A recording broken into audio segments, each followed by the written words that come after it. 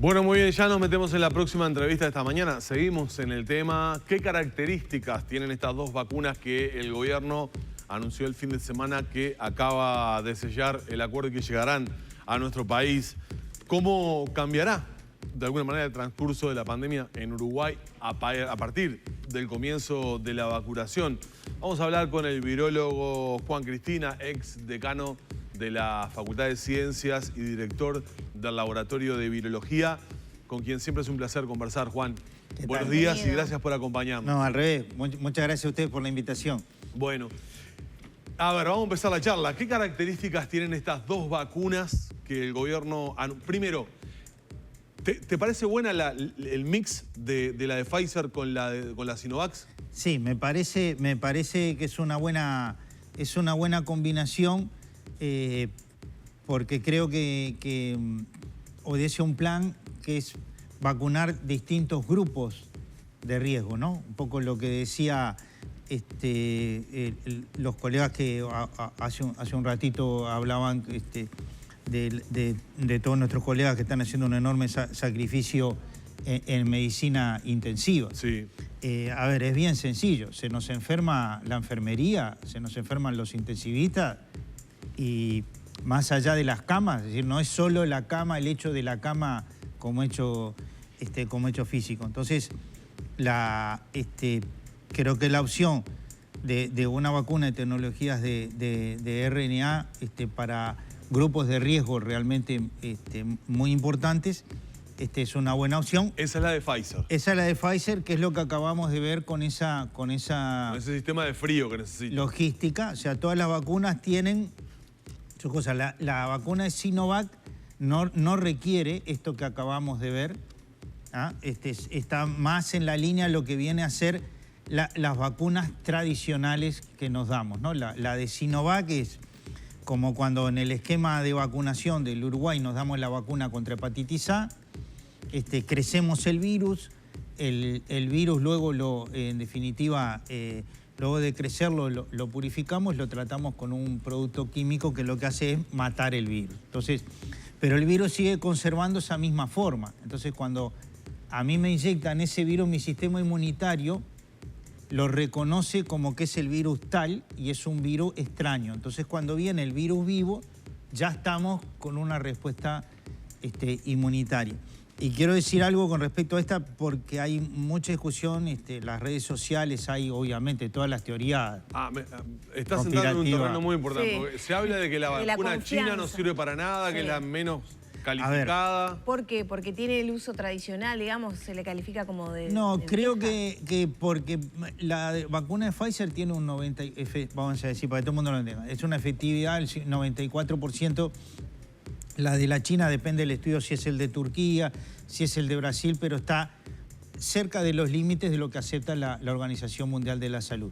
Todas las vacunas se dan se llama, con un permiso de emergencia, porque no es lo mismo dar una vacuna en una situación de una epidemia, en una zona geográfica, digamos, en una situación normal, que en una pandemia mundial. Entonces, en el caso de una pandemia y que nosotros vemos los números, que a veces está esa confusión, que hoy estamos en naranja, mañana un día llegamos a rojo, volvemos a naranja, pero vamos acumulando un promedio de 700 casos por día. Es un número muy importante. Tenemos departamentos que ya están complicados, como Rivera, Tacuarembó, Montevideo. En esa, si uno da una vacuna, pongamos que tiene un 55% de eficacia, en una vacuna que no tiene otras contraindicaciones, que es una vacuna más tradicional. Muchas veces se dice es China, pero es China la licencia. Se está fabricando esta vacuna con licencia china en San Pablo y se está vacunando todo el estado de San Pablo, del cual nosotros somos un barrio, todo el Uruguay entero. Todo el Uruguay entero. Entonces, esta tiene las ventajas que lo podemos, no precisa, es un almacenamiento más o menos como el que estamos acostumbrados y no requiere justamente refrigeración tan importante de menos 70. Y Entonces, en cuanto a los destinatarios, esta vacuna de Sinovac, ¿para quiénes sería más adecuada? Y la otra, la de Pfizer, ¿para quiénes? Podría ser para una vacunación más general, la vacuna esta, digamos, más tradicional, cuando hablamos de personas jóvenes, la educación, que también... O sea, población con menor riesgo convendría usar la China, podría usarla. No quiere decir que no pueda usar la otra, sí. pero digo yo, creo que por razones de más, hay una diferencia a veces entre una vacuna y otro de costo que es 10 veces superior. No es lo mismo lo que hay que gastar en una, digamos, en armar todo esto que ustedes van a buscar, que las vacunas que normalmente nosotros nos damos, claro, siempre en el esquema de vacunación, que es entre 2 y 8 grados, que es la temperatura de la heladera. Entonces, en este caso, yo creo que sí. En el caso que yo tenga que optar en una situación pandémica, costo-beneficio de personas mayores de 65 años, con los cuidados que hay que consultar a su médico en personas mayores, que sí, las vacunas de RNA se ha visto en un 4 o un 5% pacientes que tienen temas de alergia entre suave, digamos, y moderada. Pero, por ejemplo, en el caso del personal de la salud, donde la gravedad del asunto puede ser muy importante, porque además si se nos enferma, como yo le decía, si se enferma la enfermería, se enferma el personal médico, no por más camas que tengamos, no solucionamos el tema. Entonces allí yo puedo usar vacunas de estas tecnologías de RNA, que son vacunas que tienen un 94% de eficacia. Entonces depende también la cantidad de gente que voy a vacunar. Siempre es un equilibrio para que la gente lo pueda entender. Esto tiene un número raro que se llama el R0, pero que en realidad quiere decir, bueno, cómo estamos con la pandemia, es decir, cuán grande es la población viral, más qué eficacia tiene la vacuna. Si yo tengo una eficacia más baja, pero estoy en un problema, como tenemos ahora, lo que yo voy a necesitar es vacunar mucha más gente, claro, para llegar a esa protección. Y estás entrando en un punto muy interesante, muy importante, y que me interesa charlarlo contigo. Por ahí han aparecido ya, una vez que se hace el anuncio de la vacuna, distintos sondeos, distintas opiniones de personas respecto al tema vacuna. Porque si era importante conseguir vacuna, tanto o más importante va a ser que esa vacuna llegue a la población y que la población la acepte, ¿no? Entonces, ha aparecido una encuesta por allí de FEMI donde en algún departamento aparece una resistencia grande de médicos al tema de vacunación. Hoy aparece otro sondeo publicado en La Diaria a nivel de población general, donde más del 40% de los consultados por ese sondeo... Sí, creo que 48 44. Donde ese sondeo dice que no estarían dispuestos a darse la vacuna. ¿Qué le decís vos como especialista en virología respecto a vacunarse o no vacunarse? Bueno, a ver, esto ha pasado, no es la primera vez que pasa en la historia de las vacunas virales. La vacuna es una cuestión de confianza, los números cambian en la medida en que más gente se va vacunando, entonces se va viendo que el efecto es bueno. Eso pasa en la historia de las vacunas, pasó desde que Jenner en los años 1700, cuando hizo su vacuna, que por eso se llama vacuna, porque en realidad era la viruela vacuna con la que se vacunaba a los humanos. Entonces, al principio, en los diarios de la época, aquello era una catástrofe, que cómo se iba a hacer esto. Y bueno, luego que se empiezan a vacunar millones de personas, uno se da cuenta. Por ejemplo, en estos momentos en Arizona están dando, mientras nosotros estamos hablando de la vacuna de Pfizer, 1.600 vacunaciones por hora. Entonces, Israel tiene el 25% de la población vacunada. Y ya se ven los efectos de que hay porque menos casos graves. Las vacunas son los medicamentos más controlados, ¿no? Porque hablamos se hablaba mucho de la fase 3, de esos ensayos, pero no termina ahí. Esos países lo que entraron es en la fase 4. O sea, hay otra fase más, que es cuando, vamos a decir, cuando vemos el cuadro en la cancha. Entonces ahí es cuando se ven realmente qué efectividad real tiene la vacuna. Pero pensemos que en qué situación estamos, que no es una situación normal, que estamos en una pandemia mundial, que hay 99 millones de personas que están enfermas y que lo que la vacuna nos va a ayudar es a que no haya las manifestaciones graves o las manifestaciones sintomáticas de las graves y tratar de ayudar a los colegas que hablaron más temprano a que ni ellos se enfermen ni que lleguemos a saturar, como ha ocurrido en Europa, en los servicios sanitarios, de manera que haya que elegir quién entra al CTI y quién no. Porque además, digo que esto también hay números que se están viendo, al CTI no solo van los pacientes de COVID, ya tenemos pacientes con otras patologías los que accidentes necesitan... neurovasculares, cardiovasculares, los accidentes de tránsito. No es solo saturación por... ¿Cómo se convence a la gente, Juan, frente a algo que ha generado mucho miedo, que es la pandemia, el COVID, pero el desconocimiento a la vez de algo muy novedoso, que es el desarrollo rápido de estas vacunas? Y si me dejas agregar eso mismo, el desarrollo rápido ha, digamos, sido a costo de la calidad de las vacunas. ¿Son vacunas inseguras? ¿Falta algo? No, las etapas no se han salteado.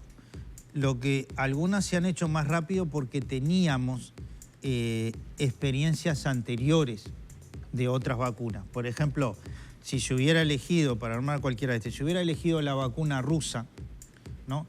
Que es una vacuna basada en vectores. Vectores quiere decir vehículo. Yo tengo un vehículo molecular que lleva, digo, la punta de la corona del virus y es una manera de ponerlo en la cancha de mi sistema inmunitario.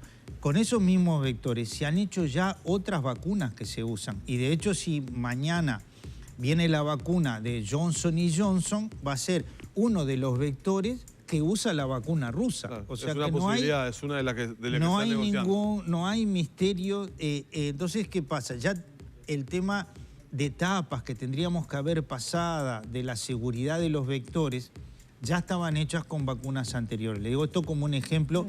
Lo mismo en las otras vacunas. Todas han terminado la fase 2, que es la fase de seguridad. Las vacunas son seguras. También cuando uno dice, nosotros no tenemos los 3.300.000 historias clínicas. Cuando se habla de la inmunidad de rebaño es también porque hay pacientes que no se pueden vacunar. Claro. Y lo que hacemos nosotros es como un cordón alrededor de ellos para protegerlos. Ahora, ¿quiénes son esos pacientes? Se debe consultar al médico. Pueden ser personas que tengan otras patologías importantes. Por ejemplo, si yo fui recientemente trasplantado, tengo que consultar a mi médico, no me puedo ir a vacunar. Si tengo otras patologías, falla renal, diabetes, etcétera, etcétera. Entonces, esa es la inmunidad de rebaño. Para eso, es lo que yo decía, depende de la cantidad de gente que vacunemos, y por eso creo que es una buena combinación. Hay dos vacunas. En donde se ha manifestado fundamentalmente en un porcentaje menor, pero que es importante atender, de temas de alergia, es en la vacuna de Pfizer. En la vacuna de Sinovac es una vacuna más tradicional y no debería tener esos problemas, o por lo menos no en esos porcentajes. Entonces, creo que el plan, que me imagino que el señor ministro lo detallará cuando sucedan los hechos, creo yo que va un poco en ese sentido, ¿no? De atacar distintos grupos de riesgo. Entonces, sí, yo cuando uso una vacuna de tecnología de RNA que tiene un 94% de eficacia, genera una respuesta muy fuerte, ¿no? También tenemos que pensar que muchas de las vacunas son de 2 dosis. Y hay que pensar que las vacunas no son un hecho mágico. No quiere decir, yo me puedo haber dado la primera dosis, pero me contagié anteriormente. ¿Por qué se dan 2 dosis? Porque con la segunda dosis lo que hacemos es como reforzar todavía más que el sistema inmunitario esté muy, muy aumentado, de manera de realmente tener una protección. ¿Qué pasa si no me doy la segunda dosis? Vas a tener una protección menor, digamos, ¿no? Esto es como que, digamos, tenés una cierta respuesta que vio tu sistema inmunitario, pero si arriba de esa respuesta se lo mostramos nuevamente, el sistema activa toda una cantidad de cosas, incluso tiene más memoria, es decir, tiene posibilidad es un sistema que recuerda lo que vio. Está muy, muy preparado para esa emergencia, porque también lo que puede pasar es que dice, bueno, doctor, hace 15 días que estamos vacunando y los casos no empiezan a bajar, no empiezan a bajar inmediatamente. ¿Ah? Es un proceso, por eso yo creo que el tapabocas, el distanciamiento, todavía tiene un buen rato. Durante 2021 van a convivir con nosotros, ¿no? Exactamente. Doctor, cuando hablamos de reacciones alérgicas, ¿de qué estamos hablando? Y ya para meternos un poco en los eventuales efectos secundarios que pueden tener esta vacuna, que creo que es otro temor que mucha gente tiene. ¿Alergia qué significa? ¿Que no voy a poder respirar? ¿Que capaz que me muero? ¿O solamente me voy a brotar un poquito? No, si fuera así, digo, si las alergias no fueran de leves a moderadas, no se autorizaría la vacuna. No es que a todo el mundo le va a dar alergia. Es un porcentaje menor de pacientes. ¿Qué tipo de alergia? Y la alergia dependerá de cada persona, ¿no? Porque a veces se dice mal que dice, bueno, es la alergia al RNA. También hay otros componentes que se usan en las vacunas, por ejemplo, para conservarlas. Por ejemplo, pequeñas cantidades de polietilenglicol, por ejemplo, o otras moléculas químicas que están para conservar. Entonces, es difícil que yo pueda saber si realmente hay una alergia a eso. Por eso las personas que tienen un componente alérgico importante son las que deben consultar con su médico. Claro. Juan, esta situación de pandemia que tenemos y este nuevo nombre que hemos aprendido rápidamente, que es coronavirus, COVID-19, SARS-CoV-2 o como lo quieran llamar, es una situación que llega y que implica que una vez desarrolladas las vacunas y una vez que el Estado, el país, compra esas vacunas e inmuniza a toda la población o a la mayor cantidad posible, ¿tiene que repetirlo, por ejemplo, como la vacuna contra la gripe, que las cepas van cambiando y todos los años la mayor cantidad posible de personas debe vacunarse contra la gripe para poder tener, digamos, aplanar curvas de contagios? Es decir, el 2022, ¿tendremos también que hacer otra campaña de vacunación contra COVID? Bueno, a ver, estos virus cambian, ¿no? Nosotros calculamos la velocidad, nosotros y varios grupos en el mundo, y en realidad este virus cambia. Por eso ustedes ven que salen las variantes del Reino Unido y después la variante de Sudáfrica. Sí, de hecho en Uruguay también cambió, ¿no? Exacto. Eso está en la biología normal del virus y el virus va a cambiar. Este virus cambia no tan rápido como el de la gripe, que también estudiamos, pero cambia. Entonces, ahora, las variantes, por ejemplo, como las del Reino Unido, son variantes que permiten que sea mucho más contagioso, ¿no? El virus. Es la llave y la cerradura. Lo que adquirió el virus que causa la enfermedad COVID-19 es una llave apropiada para abrir una puerta. Esta cepas como que la limaron un poquito más y la abren más fácil. Ahora, eso, con que sea más grave que cualquier otra cepa que está circulando acá, eso no tiene por qué ser así y de hecho no se ha comprobado que sea así. Justamente con la etapa 4 vamos a ver, las vacunas contra las estirpes que están circulando protegen. Si me haces esta pregunta dentro de 2 años, ahora quizás te digo sí, hay que cambiarla porque han surgido y van a surgir variantes nuevas. Por eso es tan importante estudiarlas como hacemos con lo de la gripe. Ahora, que todavía decir que nos tengamos que otra vez, es decir, cambiar la vacuna para vacunarnos de vuelta, es una pregunta que está abierta y que no puedo contestar. Que al día de hoy no se puede responder. Por supuesto. Si pudiera elegir, ¿cuál? Bueno, elegiré la que sea de mi grupo de riesgo. No tengo problema con ninguna de las dos, pero creo que es importante, digamos, tomar conciencia. Las vacunas son las que nos han solucionado la vida a nosotros como especie en el planeta. las pandemias pasan, esto va a pasar, ¿no? Ahora, el tema es el costo. Pasarla la vamos a pasar, la pandemia incluso naturalmente va a bajar en un determinado tiempo, pero el tema son los costos. Es decir, si por ejemplo en Estados Unidos, que han tenido problemas, sabemos que el 20%, 22% de la población está inmunizada antes de la vacuna, ¿no? Digamos, fíjense que si esto no aplican, como están aplicando ahora en algunos estados, 1.600 vacunas por hora, tendrías que pensar en tener 4 veces más muertos, lo cual sería más de 1,5 millones de muertos. Nosotros hoy tenemos 350 muertos y, digamos, y uno no desearía digamos, que esto aumente. Ahí es donde está la importancia de la vacuna. Muchísimas gracias. No, por favor, gracias a usted. Gracias, Juan, por habernos acompañado. Vamos rápido a la pausa después de esta charla con el doctor Juan Cristina.